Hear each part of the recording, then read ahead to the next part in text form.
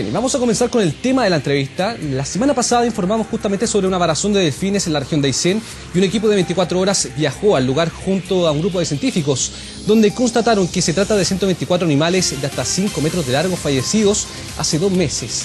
Algo similar ocurrió hace menos de un año en la misma región.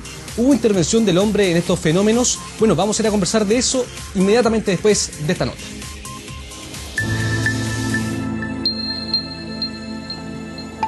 Fauna cadavérica y pájaros que ya se están alimentando ya de los cetáceos. Debiéramos haber sabido de algunos varamientos importantes durante todo este tiempo y estos son los primeros que hemos conocido así con estos números. Hemos llegado hasta la playa Clemente, somos el primer equipo periodístico que llega hasta este punto acompañando al primer equipo multidisciplinario que va a intentar determinar qué fue lo que pasó aquí. La primera imagen que nos llevamos es realmente dramática, son por lo menos 30 o 40 delfines que han fallecido en este lugar y ahora lo importante es tratar de determinar qué fue lo que provocó su muerte y si es que hubo o no intervención humana. Que vamos a partir de allá hacia acá, de ese costado de la playa, caminar todo. El procedimiento ya lo conocen bien. Lamentablemente es el segundo episodio de similares características en un año en la región de Aysén. En 2015, un equipo de 24 horas fue testigo de las 337 ballenas sei muertas a raíz del consumo de alimento infectado con marea roja en el Golfo de Penas. El paso de las horas en la playa Clemente reveló que esta vez no eran 40 ni 50, sino 124 delfines calderón varados en la costa. Hay similitud en cuanto al varamiento, la proximidad de la playa, al entorno donde se ubica, es casi similar a los anteriores. Pero de todas maneras, lo que nosotros queremos descartar es ver si hay participación de hombre en este evento. ¿Hay algo ahí? Ese es el punto de partida, determinar si el hombre tuvo algo que ver con este episodio. La PDI busca sentar un precedente internacional en este tipo de investigaciones, donde a partir de una denuncia penal se suman especialistas de distintas áreas científicas, quienes aprovechan de recoger todos los datos posibles sobre el fenómeno. 5:43. Estamos viendo la longitud total, saber más o menos si son adultos o son juveniles en realidad. Tantear con la pala y hasta que deje de sentirlo, empezar a excavar. ¿Cuál es el más grande que han encontrado hasta ahora? 5 metros, un poquito más de 5 metros. Esta vez, por tratarse de cetáceos que mastican su alimento, la hipótesis de la intoxicación por marea roja es menos probable. Estoy tomando muestras de tejido de cada uno de los individuos. Y los varamientos no son únicos de una especie, sino que ocurren en varias especies y pueden ser por causas distintas. Por ejemplo, como ocurrió con las ballenas, en realidad esto es una oportunidad bastante única para el estudio de estos varamientos, que en general, a pesar de que hay registros, son bastante escasos.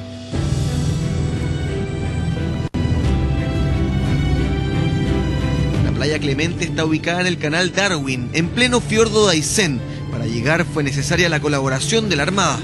Navegan embarcaciones en este sector, principalmente de apoyo a la salmonicultura. Pero el sector que vamos a verificar ahora no es un sector muy común de navegación, un lugar deshabitado. ¿Hubo aquí intervención del hombre? No es una respuesta simple. Son demasiados factores, uno ve un ambiente prístino, pero estamos insertos en una reserva que tiene una alta presión por el desarrollo de diversas industrias productivas. La salmonicultura tiene una intensidad bastante alta acá. Yo no quiero decir que sea la responsabilidad de los eventos, pero se producen cambios. Se producen cambios que no sabemos qué nivel tienen. Ahora, hay otros cambios más globales. El comportamiento del clima está errático. Eso probablemente en el mar también está produciendo cambios. Los datos recogidos en el Golfo de Penas y en la playa Clemente serán clave para avanzar en el conocimiento de estos fenómenos, aunque están lejos aún de ser concluyentes para responder si se trata de un problema global. Yo creo que es muy pronto para poder definir una hipótesis. porque como comentábamos recién, son demasiados factores que vienen de lo natural, como es el clima, y de las cosas que el hombre provoca también. Yo creo que en parte el tema comunicacional sí influye, definitivamente, porque ahora se le está poniendo más atención a este tipo de eventos. Pero darte una explicación de por qué esto está pasando ahora, no sabría explicarlo. Paso a paso, estos científicos avanzan hacia el objetivo de esclarecer lo que hasta ahora es un misterio lamentable de nuestra región de Aysén.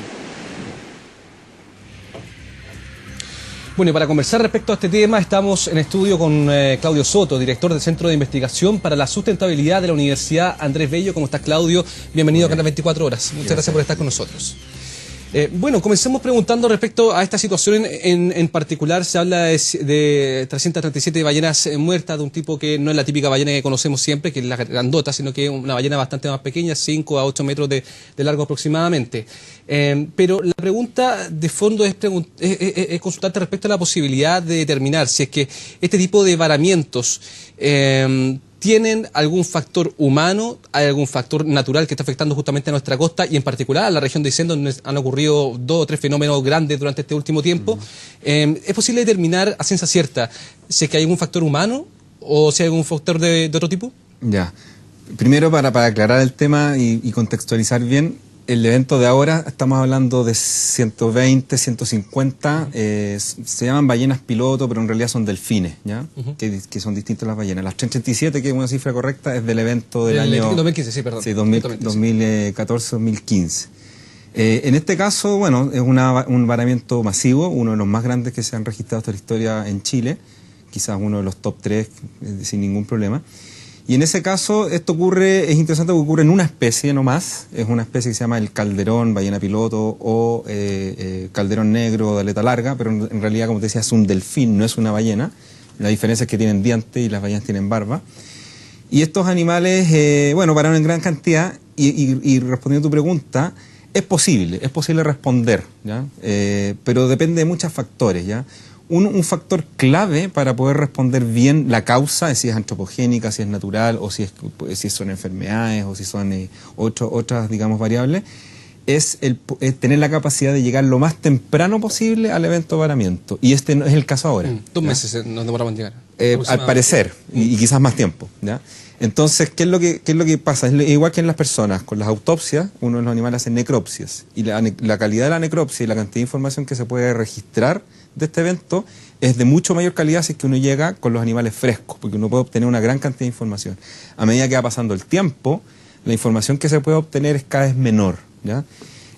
Información se puede obtener y los animales no están tan descompuestos, entonces hay una serie de información que se puede obtener.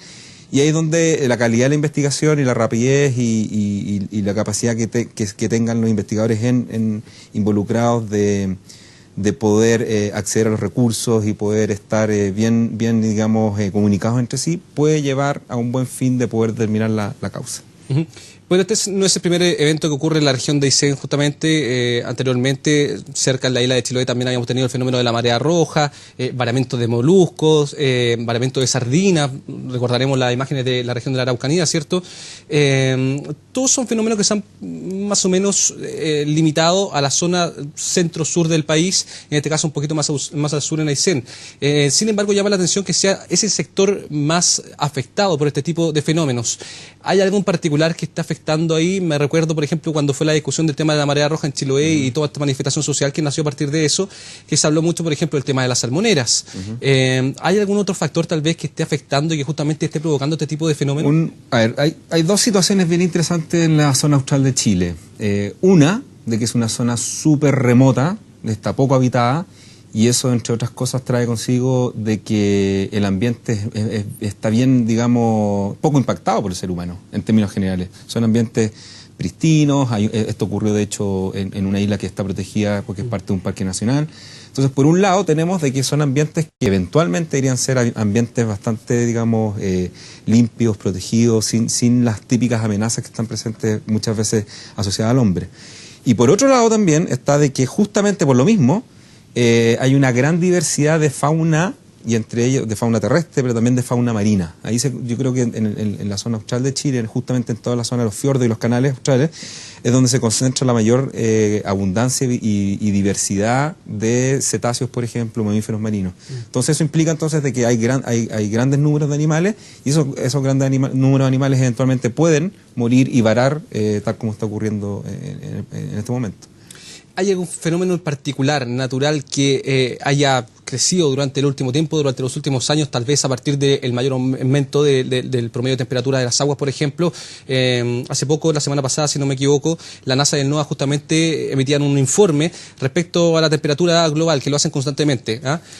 Justamente es un informe que da cuenta de un promedio de la temperatura, digamos, de tierra y el mar. Y ese promedio ha ido aumentando constantemente durante los últimos años. De hecho, digamos, creo 14 meses consecutivos de hitos, de récords cada mes. El mes pasado de junio fue el mes más caliente, digamos, en promedio de los últimos, desde que se hacen mediciones, digamos, siglo XIX. Entonces, puede haber algo de eso también, que el aumento de la temperatura marina también está afectando a ciertas especies más que otras. Sí, es una posibilidad. Yo creo que es una de las teorías importantes que pudiesen explicar este varamiento. Pero no hay, digamos, un estudio que pueda avalarlo todavía. Cuando uno se enfrenta a mortalidades de animales, digamos, silvestres, uno tiene que empezar, y de hecho está la PDI, ¿cierto, presente? Uno empieza un trabajo de investigación. ¿Te das cuenta? Entonces tú tienes que empezar a estudiar, a recolectar información, y ahí tú empiezas a manejar teorías, ¿ya? La del cambio climático, y que de forma indirecta haya afectado a este grupo de calderones, y que haya producido que haya sido una de las causas de varamiento, es una posibilidad. ¿Y qué es lo que pasa? Tal como indicas tú, el año pasado fue el año más caliente de la historia en el mundo, ¿ya? El planeta está aumentando la temperatura de la superficie del planeta, y el año pasado, y como dices tú, varios meses, se están logrando los picos de mayores récords de temperatura registrados en la historia. Claro. Y eso puede ser de que afecta entonces la distribución de los peces, sobre todo, ¿ya? Hay muchos peces que entonces tienen que cambiar y moverse hacia nuevos lugares porque la temperatura no es la adecuada, y de ahí hacia abajo también. En realidad toda la cadena trófica está afectada. Entonces las microalgas, que es el caso de la marea roja, por ejemplo, se ven afectados sus equilibrios, el zooplancton, que resulta que son invertebrados marinos, que son alimento de los peces e incluso de algunos otros mamíferos, después los peces y después los mamíferos. Entonces, mamíferos cetáceos como pueden ser los calderones. Entonces, una posibilidad entonces de que las presas en el caso de los calderones, que son típicamente calamares y peces pelágicos, hayan tenido que migrar por condiciones nuevas ambientales, en este caso cambio climático, aumento de temperatura del agua, y que estos animales se han quedado sin alimento. Es una posibilidad. Ya, quizás no es la más posible, pero es una posibilidad. Sí, tú justamente, que eres parte de un centro de sustentabilidad, están constantemente, me imagino, investigando. ¿Hay a nivel científico nacional preocupación respecto a este tema? ¿Hay investigaciones en curso? ¿Hay posibilidades de proyectar tal vez algún tipo de, no sé, de tener un poco más clara la película respecto a este tema? Sí, hay mucha preocupación, ¿ya? Los eventos que han ocurrido ya en los últimos 2-3 años, con grandes varamientos no solo de mamíferos marinos, sino también invertebrados, peces, calamares también, es una alerta, ¿ya? Aquí algo está pasando en las costas de Chile y del mundo, ¿ya? Donde, por ejemplo, que este gran evento, el anterior, del año 2014-2015, con 337 ballenas 6, especies de grandes ballenas, que hayan varado en las costas de Chile, es el evento más grande de la historia de varamiento de ballenas en el planeta, ¿ya? Entonces eso claramente a quién no le puede llamar la atención, ¿ya? Y en ese caso la ciencia, los investigadores han tratado de llevar esa preocupación con las autoridades, y de alguna forma también ha salido a la luz uno de los grandes problemas que tenemos en nuestro país, que es la falta de financiamiento, pero no solo financiamiento, sino que también de organismos, ya sea estatales o en coordinación del Estado con universidades o instituciones científicas, para abordar de forma rápida este tipo de eventos, ¿ya? Con la gran mortalidad de ballenas del año pasado, ya han habido reuniones y ciertos esfuerzos para poder abarcar ese problema.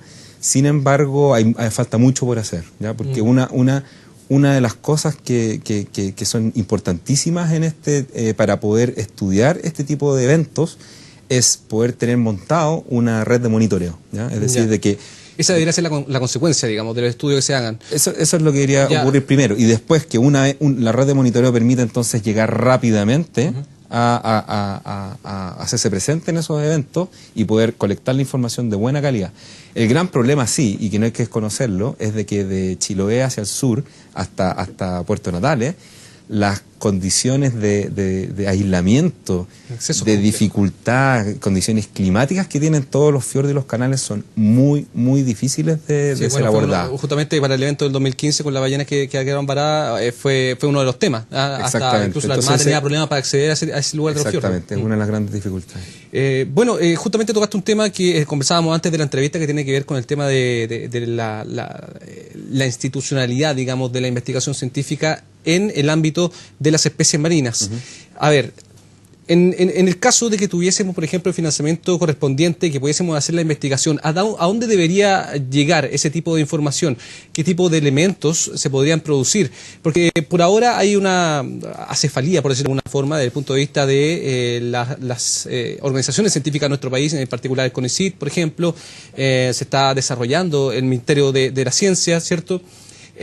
Por lo tanto, uno se pregunta a dónde van a llegar las investigaciones que, por ejemplo, se han hecho en el caso de la marea roja, en el caso de las ballenas del año pasado, ¿a dónde derivan? Porque no solamente, me imagino, se trata de investigar y esclarecer cuáles fueron las causas de la muerte de estas especies, sino que también algo tendremos que hacer con esa información, ¿no? ¿A dónde deberíamos llegar con eso? Ya, mira, en el mundo por lo menos científico y de la academia, de donde vengo yo, uno siempre se pone como meta el poder investigar, ya sea, uno investiga preguntas, ¿cierto? Y ojalá mientras más grande sea la pregunta y que tenga más consecuencia o más relevancia, la investigación es de mayor calidad, por supuesto. Entonces uno investiga tanto preguntas de problemas que están presentes o uno reacciona ante situaciones que son problemas también, como pueden ser estos varamientos masivos. Y uno en la academia lo que busca es de que estas investigaciones terminen siendo publicadas. Entonces uno, según las áreas en las cuales uno se desempeña, uno tiene entonces la posibilidad de publicar artículos científicos en distintas revistas que tienen distintas, digamos, especialidades. Y de esa forma, esa investigación entonces pasa por la revisión de los pares, colegas, muchas veces extranjeros, ¿cierto? Y de esas formas entonces se valida esa investigación. Esa investigación entonces es validada y esa investigación queda para siempre disponible, ¿ya? Ese es uno de los grandes objetivos de investigar, poder publicar eso. Después viene otra categoría de investigación que es quizás un poquito menos frecuente, pero que es el tema de los informes. Entonces muchas veces los organismos del Estado llaman a concurso para poder producir un reporte sobre situaciones que pueden ser como esta. Y la idea es entonces generar informes o reportes, ¿ya? Y esos reportes, hay un problema, ahí ya empieza a haber un problema porque muchas veces esos reportes no son de acceso libre, ¿ya? Y muchas veces quedan entonces en el archivo, ¿cierto?, del Ministerio del Medio Ambiente, entonces en la pesca, qué sé yo, y no son de conocimiento público. Eso ya es un problema. Y lo otro, respondiendo a tu pregunta, es dónde finalmente deberían llegar estas investigaciones, ya sea finalizadas en una publicación científica, en un informe o reporte, es que sean aplicadas justamente. Entonces esa es la función de la academia, es proveer de esta información y ojalá llegar un poco más allá de tener una cercanía con los organismos del Estado, que son los que finalmente, digamos, pueden tomar decisiones, pueden generar políticas, pueden generar también nuevos financiamientos para investigaciones prioritarias, por ejemplo, y es ahí donde hay una tarea de ambos de poder acercarse y de poder lograr que esa investigación, ese conocimiento que se ha generado, pueda ser aplicado en el futuro. ¿Ya? Oye, Claudio, para digamos, englobar un poquito el tema con otros temas que han ocurrido en la costa del país. Tenemos el sur del país, ya comentamos algunos de los eventos que han ocurrido durante el último tiempo. Tenemos la zona norte, donde también hubo algunos varamientos de peces más pequeños, si no me equivoco, sardinas también, por ejemplo, en la costa de Antofagasta, me acuerdo, mejillones. Y hace algún tiempo también hablábamos de la zona centro del país, donde había preocupación, por ejemplo, por la merluza, que no había merluza, que había desaparecido, o habían especies muy pequeñas, especímenes muy pequeños de la merluza. ¿Cuál es la situación general de la costa de Chile? Se comienza a porque uno se da cuenta que la costa parece que está sufriendo un cambio notable. Hay cambio de especies, tal vez la sobreexplotación. ¿Cuál es la situación y cuál es el análisis que tienen ustedes respecto a esto? Sí, bueno, hay, a ver, en el mundo completo, digamos, y tanto océanos como ambientes terrestres, el planeta está viviendo una crisis de extinción de especies, ¿ya? Entonces, por un lado, las especies silvestres están declinando sus poblaciones y algunas especies declinan a tal punto que desaparecen, ¿ya? En los océanos, un evento que está ocurriendo también en todo el mundo es el de la sobrepesca, ¿ya? Eso está, digamos, conectado con el hecho de que en el planeta cada vez somos más personas las que habitan el planeta. Las personas, incluyéndome a mí y a ti, ¿cierto? Todos comemos, ¿cierto? Tenemos esa necesidad. Y entonces los peces, ya sea para consumo directo de personas o mucho producto del pez se ocupa como harina de pescado, que sirve para la industria, sobre todo animal, ya sea cerdo, pollo, los mismos salmones después, que es para generar alimentos para esos animales, para que puedan ser, digamos, producidos, crezcan y después terminen en el consumo humano también. El tema de la sobrepesca, entonces, es también una crisis que está en todo el mundo, ¿ya? Y en el aspecto más local, por ejemplo, Perú, nuestro vecino hacia el norte, tiene muy agotadas las reservas de peces, y por lo mismo también el norte de Chile tiene bien agotadas las reservas de peces, y desde ahí donde, si tú vas, por ejemplo, a la feria, si tú vas a la feria en La Serena, y vas al mercado, si compras pescado, los pescados no son de La Serena, son del sur. Si tú vas a Santiago, muchos pescados vienen de Chiloé. Entonces toda la cantidad de peces y de crustáceos y moluscos que las personas quieren acceder para consumo humano, cada vez son más del sur, porque hay un proceso de sobrepesca y de agotamiento de recursos pesqueros que ocurre en todo el mundo, ¿ya? Y de hecho eso es una posibilidad también, que en este caso de los calderones ellos comen peces, de que producto de sobrepesca también tengan menor alimento, que estén débiles, ¿cierto? Eso, por un lado, directamente los puede hacer morir o los hace mucho más estar mucho más susceptibles a otras cosas como puede ser enfermedades, por ejemplo, o parásitos, ¿ya? También se ha escrito que en esta especie, que esta especie vara mucho, a diferencia de las ballenas 6, que son del evento del 2014-2015, esos varamientos de esa ballena no son tan comunes y menos masivos, ¿ya? En esta especie sí son comunes, porque estos son animales que son sociales, son gregarios, forman grandes grupos de varias decenas, de cientos de individuos, que andan todos juntos, ¿cierto? Y incluso muchas veces lo que sucede es de que quedan enmallados en las mallas de pesca, ¿cierto? De arrastre. Sí. Y por eso entonces pueden morir. De hecho, una de las cosas es una de las teorías también, que no hay que descartar. Entonces lo que deben hacer, digamos, las investigaciones es poder determinar si es que estos animales han muerto en el mar o en tierra, ¿ya? Por ejemplo, también otra teoría, ya que estamos hablando de eso, tiene relación con los ejercicios de radares y sonares militares, por ejemplo. Ha ocurrido ha escuchado ha ocurrido en otras partes del mundo. Un tipo de guía que justamente tiene que ver con... Si te fijas, los delfines son cabezones de acá, ¿cierto? Tienen un melón, se llama, ¿ya?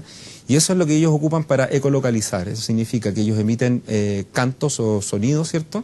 Estos sonidos se propagan en el medio acuático y cuando hay objetos en el medio acuático, las ondas sonoras rebotan y son devueltas entonces a este órgano del melón que es capaz de entonces de interpretar esas ondas sonoras y poder entonces ubicarse en el espacio, que es lo mismo que hacen los murciélagos, ¿ya?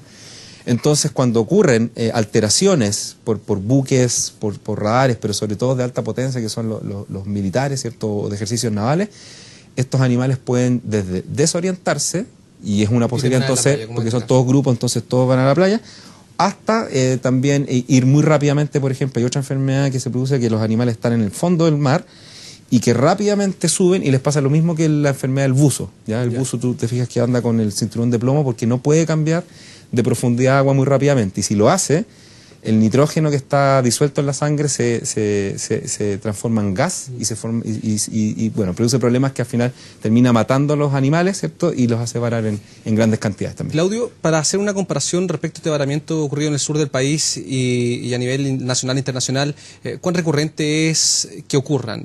No hablo en particular en este caso de estas ballenas, sino que en general, en cuanto a datos, en cuanto a cifras, muy recurrente que ocurran. Ahora que estamos más pendientes como medios de comunicación de estos casos, ¿es que tienen más visibilidad o justamente hay un fenómeno de que están generando más de este tipo de varazones en las playas.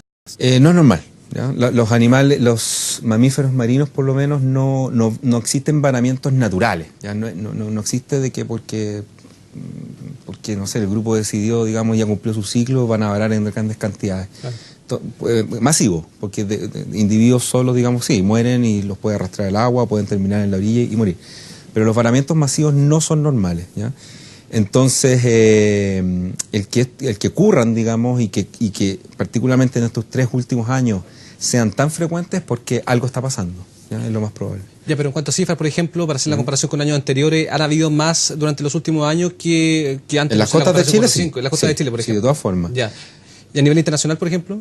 A nivel internacional, a ver, la costa oeste de Estados Unidos, que tiene un mar muy parecido a nosotros, y de hecho el Pacífico, estos 2 últimos años, que son estos años también con grandes con aumento de temperatura y que se han batido varios récords, también han coincidido con varamientos de varios digamos, especies distintas, digamos, especies, ¿cierto? Y de algunos mamíferos marinos también. Ahora, por otro lado, el evento de ahora, como te decía anteriormente, los calderones varan, sí es relativamente más común. Es una especie que también es abundante, que forma estos grupos grandes, y cada cierto tiempo ocurren varamientos masivos en distintas partes del mundo. De hecho, en Chile este no es el primero. Hay un registro también de un varamiento masivo del año 80. Perfecto. Claudio, bien, vamos a dejar hasta acá la entrevista. Es importante, este tema nos parecía a nosotros, por eso lo seleccionamos para hacer esta entrevista, porque justamente es algo que tenemos que socializar, que tenemos que conversar, analizar sobre todo, y dar cuenta de las posibles causas que tienen este tipo de eventos y consecuencias también para nuestra costa chilena. Hemos sido testigos de, tú lo decías, varamientos masivos, grandotes, digamos, que a todos nos ha impactado. Por lo tanto, tenga o no tenga el factor antropocéntrico detrás, es algo que tenemos que conversar y estar conscientes y pendientes respecto a esto. Claudio, te agradecemos. Muchas gracias, esté muy bien. Felipe. Muchas gracias. Nosotros vamos a hacer una pausa ahora y volvemos luego con más noticias. No se vaya.